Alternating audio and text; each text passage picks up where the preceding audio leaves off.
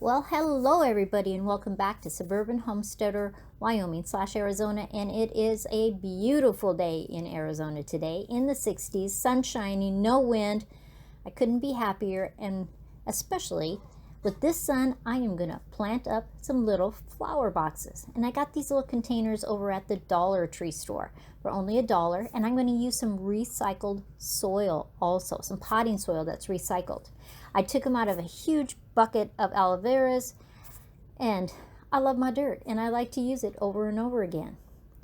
And so what we're going to do today is we're going to add to this soil so that it gives it some lot of airspace and moisture so that we can really have a successful little flower box. And you have to put something in the bottom of any container, and I'm going to use coffee filters today. I just put a couple of them in there. It makes it so that the dirt won't go through, but it has a really good drainage. And these are fun because you can just put them all kinds of places. Now today we're going to put miniature daffodils in there and some Swiss chard. Because after I've enjoyed the daffodils, the Swiss chard can take off, and we just love Swiss chard. We use it in salads and stir fries and all kinds of stuff. Now in this soil, there's a lot of old roots. The aloe vera was had been in the pot way too long. And so I'm going to pull all those roots out as I mix and put that to the side, and they can just go and get composted later. But inside potting soil is what they call perlite. That's the little pieces of white that you see. And there's two things I'd like to add.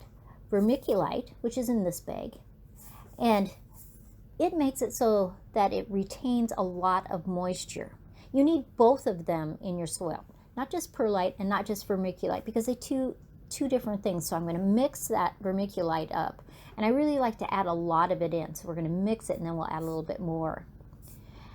And it's a great way for me to grab hold of some of those roots too and just get those out of there. Now perlite gives airspace, and it gives space so that the water will filter. It's really free draining, and so that's why you see it in all potting soils, because you want it to be very free draining. But I also want it to hold moisture so that it doesn't dry out too fast, because the sun can come out, and in little containers they can dry so quickly. And see, I'm just pulling out those roots as we go. I'm just throwing them to the side so we can compost those later. I'm going to add a little bit more vermiculite. And on Thursday, when we pot up some aloe veras, I am going to put tons of vermiculite and perlite in. And I'll tell you all about that on Thursday. If you haven't clicked that subscribe button, please do. Like the video, and always let me know what you like in these videos in the comments. Now, that dirt looks like it's really ready, and we can fill up our little window box. Now window boxes are great because you can put a shelf under your window. You can put all kinds of sizes and pots against your window. It's very attractive, and I like using smaller ones versus the larger ones unless they're permanently attached to your house, and that way I can move them around. I'm having people over. Great fun. Now I'm going to put miniature daffodils in this one, and I have 5 of them, and I'm going to tease out any of those roots on the bottom, and I'm going to plant 5 so they're just jam-packed in there.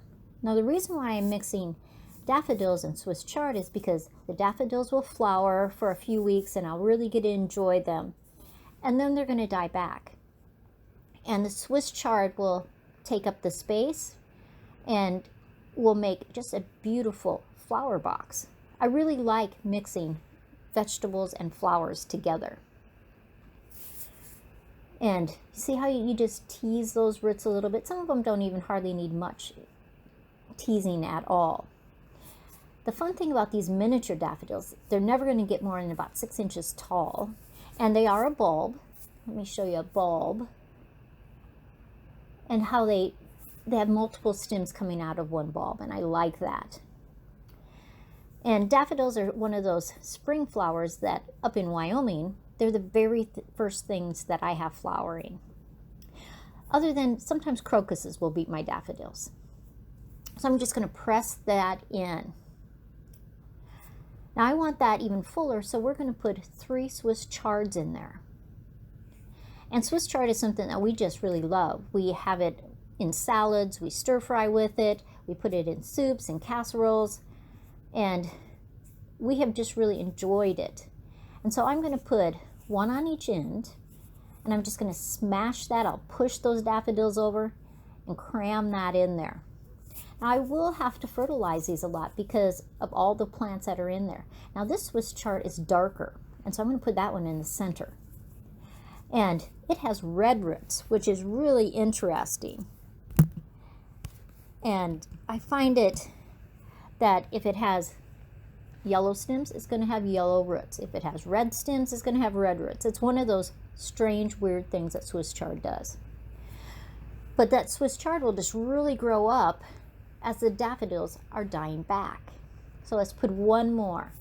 And see, this has that yellowish orange stem.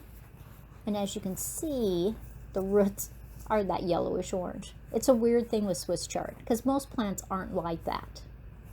So I'm going to press that in, and I really just like to firm it in with my fingers. And we will take some extra soil and even pack it around more, because when I go to water it, it's going to settle down, because we want some really good root contact with the soil and the roots.